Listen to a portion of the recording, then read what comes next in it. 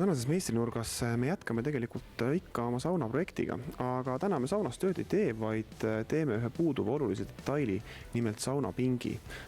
Nagu me teame, siis saunas alati see esimene aste või see esimene koht, mille peale sa astud, on ikkagi üks pink. Peale seda tuleb siis nii-öelda teine tasand ja siis tuleb lava ise. Ja selle sama pingi me sinna esimesele tasandile täna teemegi. Materjaliks valime sama materjali, mis meil on kasutusel ka lavalaudadel, et see näeks samasugune välja. See on siis termohaav. Saunapingi tegemisel minu ülesande püstitus oli see, et see peab olema võimalikult stabiilne. Ehk siis jalad ei saa olla nii-öelda pingi välisservast liiga palju seespool, et saaks midagi üle kaaluda. Ja ta ei saa ka olla selline väga kergete jalgadega, üldse kerge pink. Ta peab olema selline raske, tummine, stabiilne pink. Pingi servad teeme lava servadetailidest. Sellest lõikame perimeetri kokku ja siia peale laome siis lavalauad. Ehk siis tegelikkuses tulemus jääbki nagu tavaline lava. Ja siis jalad paneme külge väljast poolt.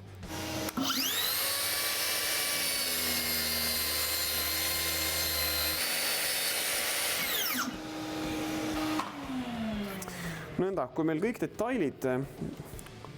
küljedetailid on välja lõigatud, siis vaatame, kuidas meil see pink võiks kokku sobida. Nüüd järgmise detailina teeks valmis jalad, sest et mul on plaanis need küljedetailide jalad korraga kokku panna. Jalad me teeme samamoodi saunalava-laudadest. Olen siin natukene nad lõiganud juba kitsamaks, ette valmistanud ja et nad läheksid siis ümber selle pingi. Kleebime nad kokku 2 tükist.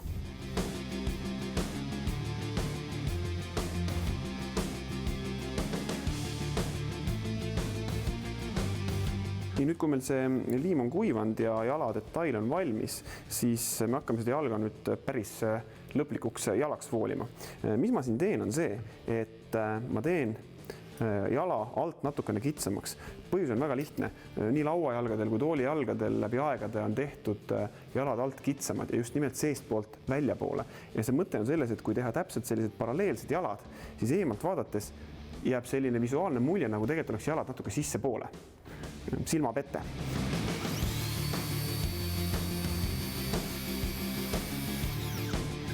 Ja nüüd on need jalad meil valmis. Ehk siis mõlemad servad diagonaali all ja ülevalt pealt kerge nurga all. Järgmise sammuna peaks proovima selle raami ja jalad kokku panna. Mul on selline kaval plaan, et ma proovin selle kõik korraga kokku liimida. Ja vaatame, kuidas see meil õnnestub.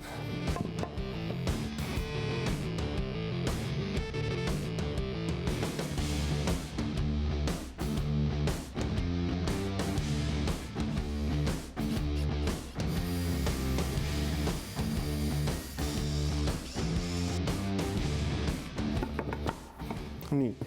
Ja et mitte nüüd hakata lõikama näiteks kitsast riba juurde, siis me lihtsalt sobitame võrdsete vahedega need lauad siia paika ja lepime, et nii on ilus.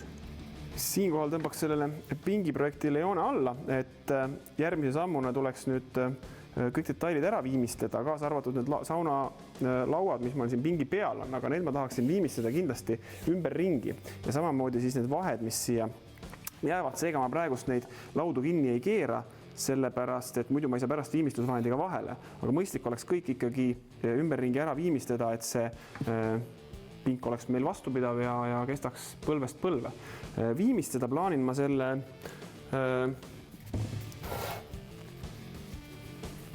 Tikurila siis lava viimistlusvahendiga, mis on siis mõeldud selleks, et seal peal istuda, mis on su nahasõbralik, inimsõbralik, ei erita mingisuguseid aurusi saunas.